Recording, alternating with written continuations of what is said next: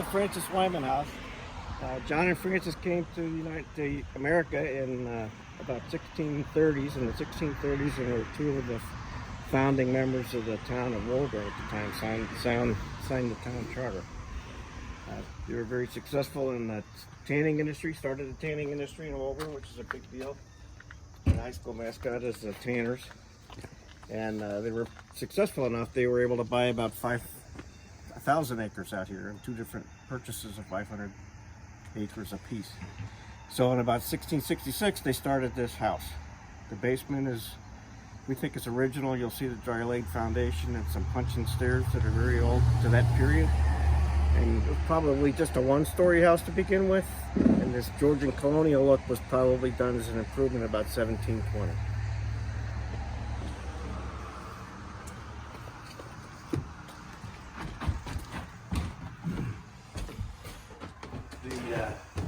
The house was in the Wyman family till about 1720, and a guy named Joshua Reed bought it. He fell in hard times. He was here from 1820 to about 1898 when some Wymans in Boston were out to visit Francis Wyman's grave in Woburn, which is still there in the first burying ground of Woburn. He died in 1699. There's a rubbing of the headstone upstairs. They bought the house from him and fixed it up, and we had tenants living in it until 1996. Then we had this bad fire. And then the wonderful Burlington Fire Department saved the house. What caused it, do you know? But then we were left with this. There's a heater on a curtain in this other room over here.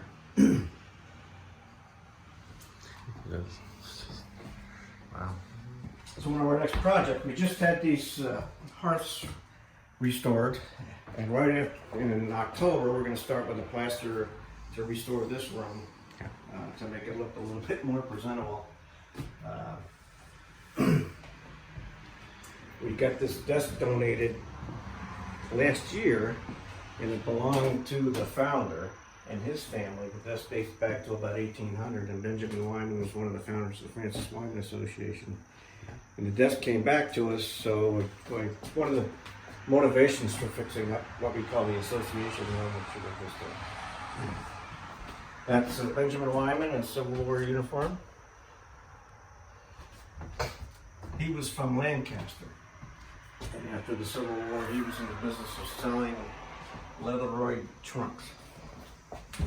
Someday we hope to get a leatheroid trunk to see what the heck that is. Yeah, I was gonna say. Sounds interesting. What the hell is it? Okay. So the kitchen's interesting, and our fireplaces are interesting. They're all modernized to the Rumford style about 1800 when people made them smaller and with these angles to make them more efficient. Got a beehive oven over here for cooking. The original would have been much bigger, a bigger fireplace. And it's interesting that one of our members stood up in the chimney, took a couple bricks out, and there's an old beehive oven about here in the original chimney. Beehive. Beehive oven, yeah. Okay.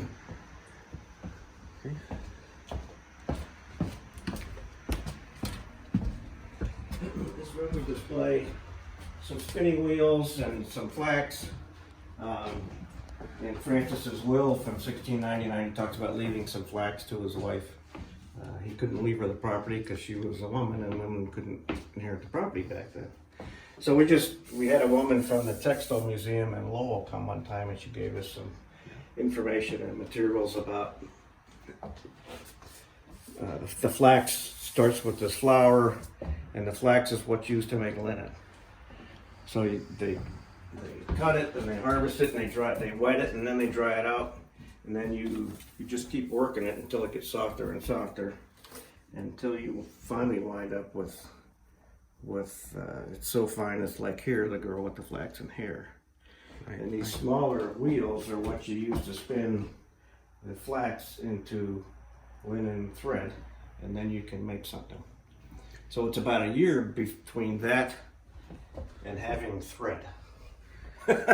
So this is like a really like a micro mill, like in Lowell, essentially. It's just without the water power. It's just samples of spinning wheels. These are all foot pedal powered. Yeah. Oh, I see. Yeah. So you can So was this just for home use? Did they sell the product? Yeah, it's people just started giving them to us when after we. No, I mean, when they made the material, just for their own usage, or did they sell these the products? I don't know, probably a mixture of both. Yeah. What you wind up with, you can make. This is linen. This is pretty good linen cloth, and with this you could make a shirt out of it. Now I don't know if the U.S. If the colonies exported it. I'm not smart enough to know what was going on there. England needed cotton. I think they needed linen. This is a good place to go flax. But there was other, Egypt had linen, and Europe and the other continents had linen. Yeah. Just some old photographs in the house back in the 1930s during the Depression. The Work Projects Administration had a program called HABs, where they hired architects to take pictures of historic houses. And those are available in the Library of Congress if you ever want to go look at those. But this is called the Parsons cupboard. And you might keep a little nip in there for when the parson came around for a visit. This is from Wyman's Liquors in Leominster. They used to brand Wyman on some of their stuff. They stopped doing it. This is about the last thing they did. We'll get some peppermint schnapps for sharing.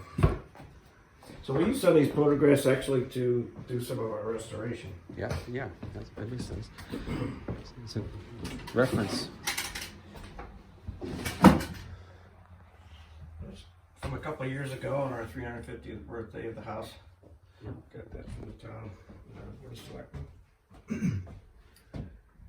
That's a portrait of Abel Wyman, who was the last person named Wyman to own the house.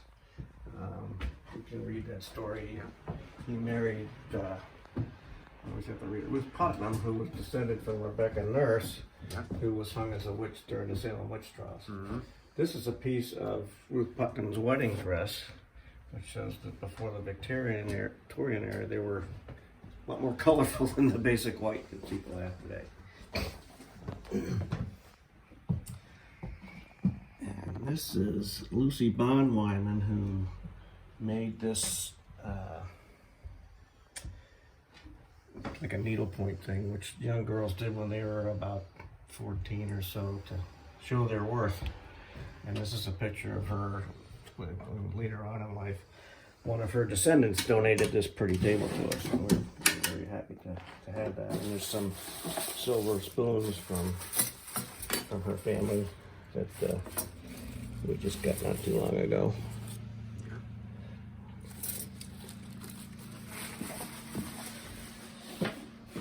Don't know if I want you to put that in the pot in the lot.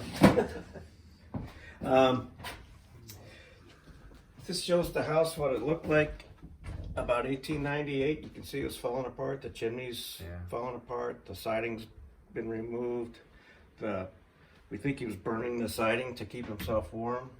And it was really just timing that the Wymans came out and found the house. And then this is the house reconstructed. The stone out front was set about 1916. So that picture's more than 100 years old. And you can see the shed out back, which they put up to support the restoration of the house.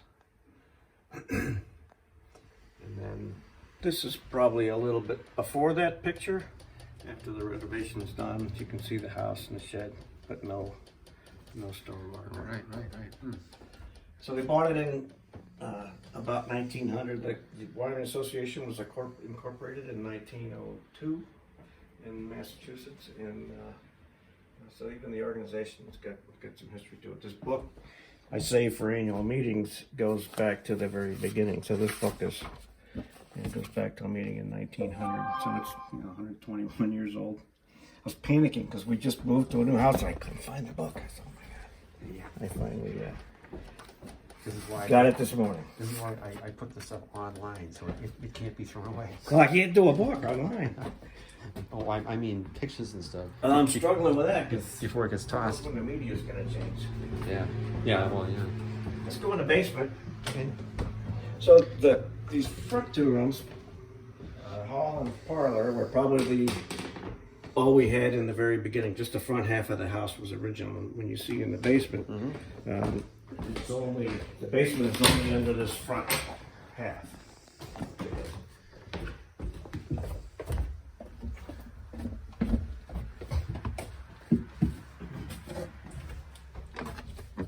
So Reese, want to come down? Yeah. Watch your head. I'm outside. Reese, come down. This is the coolest part of the house. Literally and figuratively. Oh yeah. Oh yeah. This is just. So we think this stone foundation was original to the first hall and parlor house that was here. This beautiful dry laid fireplace foundation. It's just amazing that it survived. Yeah. With all the vibrations and the little earthquakes we have. Okay. That's right. Come on down, safe. These stairs are called puncheon stairs. They are handmade. They really date the house to the 1660s. Is how they would have made some rudimentary stairs back then. You can see how crude it is. Yeah. Using pegs to hold it into these supports, and these posts are Pretty solid, really. hand hewn. You can see the edge marks in the posts. Yeah. And it's all mortise and tenon held together. You can see a couple. Even some of the replacement boards are pretty old. You can see some of the holes in this board. One of the blessings of the fire was that it allowed us to rip everything off the walls, and you can really see how the house changed over time. The other thing is that we've learned that the bugs were just about to win the battle. And by uncovering all that, we realized the problem there and got it treated, and I think we're ahead of that. These are just some bricks that are left over from the fireplace work. Get some old bolts in the wall here. People who used to give this tour say that this was a garrison house, so it was a place people would come in the neighborhood if there was trouble and they needed to gather and defend themselves from the natives or, or the British. Yeah. And that there was thought that, and if somebody was being bad, they might catch him and hold him here until the sheriff or the constable came around to pick him up. And they might use these to hold them. I don't know how you hold a person to something like this, but I think they would have. They were in the tanning business. They might have kept hides down here. They might have kept vegetables and things down here to keep Right. over the winter. All right. Reese, I think we should open this up on Halloween and Scare bring people. kids through in the dark. What do you think? Yeah. That's. And when you go up, just keep bent over until you're actually in the room. Yep. Even a shortcut like me gets me on My house is not much better. that. Then we'll go upstairs.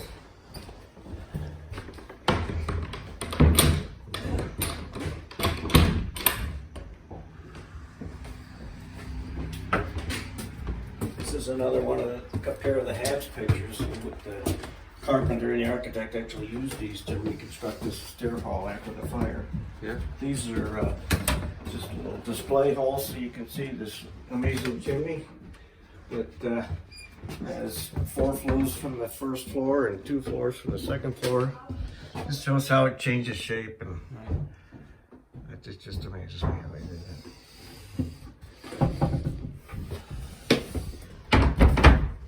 This shows some of the fire damage to the stair hall and repairs when they were new. I'm amazed this was salvaged. I'm sure it was extremely flammable. The wood held up pretty well, especially the structural wood. Yeah. You can see, this area was some of the most severely burned, and this, this it held up pretty well. If you can think of, it was flaming through the roof, and people called the fire department. They got here that fast, were able to put it out, save the house. This is kind of a maintenance room upstairs, southeast corner. Yeah. And, Who made this? things. I think somebody who lived in the house made that probably in the 80s. And this is Francis's headstone in the Woburn First Burial Ground. You can see he lived to be 82 years old. Died in 1699. This bedroom's interesting with the wide boards and everything off the walls. You can see how things changed over time. You can see this post and beam construction. This post is called the gunstock post because of the shape of it. You Yeah. kind of envision a rifle. Yeah. You can see it's all mortised and tenon together. These are obviously new pieces, but they put it all back together with pegs and mortise and tenon like it was originally. These are all different layers of wall here. Yeah, different kinds of wall materials. This is something from the 40s. I don't know what it's called. A couple different layers of wallpaper. It's not particle board. Horsehair? No, it's not that. And it's interesting, over here shows the back of an old wall. And this is the plaster, and this plaster coming through is called keying, and you have to have that, and that keeps the plaster from falling off the other side. And then you can see these old studs that were, you can see this one, they just split it. Used it for a stud. They run it through the sawmill and to get So a stud finder would have some trouble with this. a hard time with that because it's Stud- when we had tenants, this was a bathroom. The one bathroom in the house. This? Yeah. Uh-huh. Kind of dark, and you can see over here. I don't know if you probably won't see it on the film, but we have some graffiti on the wall. Please, here. put your flashlight on so you can go and see this. Can you see this B and this W on the inside of this wall? See the big, B. the big swirl here. Yeah, The W. W, there's a big swirl Yeah. there and a W. So we Yeah. think some kids got behind the wall and had some fun, just kind of scratching their initials. So the BW would be Benjamin, and we think it would have been, late 1700s. So that might be the oldest graffiti When ever. that kid was here, yeah. See more view of the chimney, and it's kind of interesting. There's two sets of stairs up to the attic. This one had been boarded up, and you could only see it from the top, from before the fire. And then when you go up in the attic, you can see, but you can see from here how that chimney, Yeah, it curves out. Yeah. And it's just amazing. It's amazing.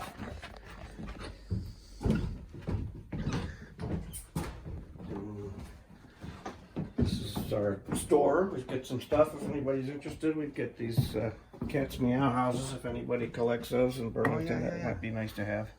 And our Christmas ornament, coat of arms, little lapel pins, trivets, coloring book.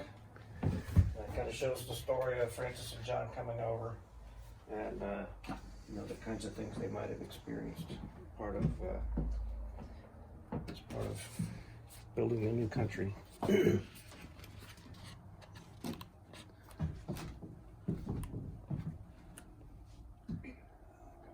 So the coloring book is That's kind of neat. $15. That's kind of neat. Then we have some old stuff. We had a guy who did a lot of genealogy back in the 70s. We actually have his paper files, and then in this box is his Apple II computer, which on my to-do list is to find somebody who can get the information off of his floppy disks and that hard drive, so that we have Apple II. the record.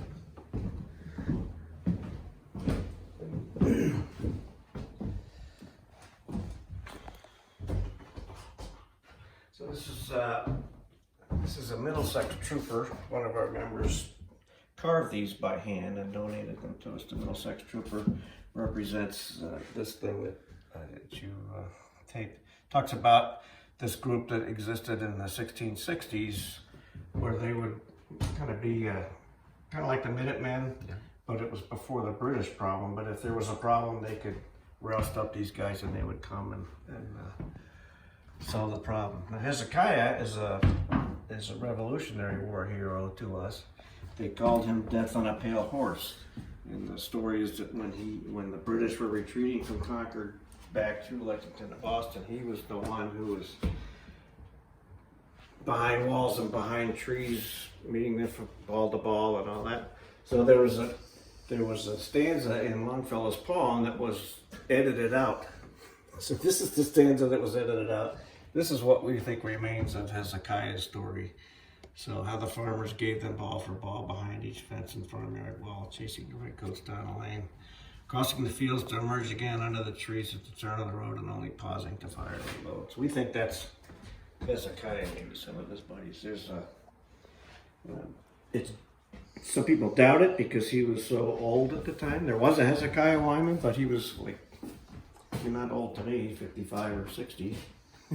Yeah. You know, could he have done that? Maybe he could. I think he could have. I don't know if I could ride a white steed right now, but this is a dream we have of building an assembly building and a place where we can have heat and air conditioning and a caretaker apartment and restrooms, hot cold running water, which we don't have now. Yeah. When after the fire we were raising money to fix the house, we got 2 grants from Massachusetts Historic Commission, which we had to match. But their requirement was that we not make the house habitable again. We couldn't have the modern conveniences of electricity, running water, heat, all that. So we just have a shell, and it gives us a challenge because it's not environmentally controlled. So we're worried about keeping too many artifacts here. But if we got a new facility, we could store, we'd have artifacts, we could have events. Every time I have an annual meeting, I usually get a tent, but you can't get a tent during COVID because all the restaurants and schools are using them. Mm-hmm. Yeah, you're right. So there's a barn foundation out there outside my car, and that's the proposed site of where this facility would be. We've done an archaeological dig out there, and it's all safe and clear to go. Now, go in the attic. Attic. Just watch your head on that beam. Yeah, this is the steepest stairs.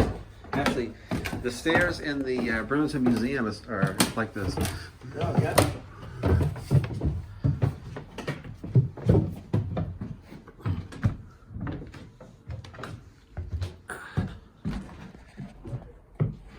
Huh? So we think at one time maybe 2 families lived here. That's why there's 2 accesses to the attic. Pretty sure that at some time, you know, kids probably slept up here. Both John and Francis had a lot of kids. I think Francis had 10. 2 wives. Needed a wife to help him run the household. Look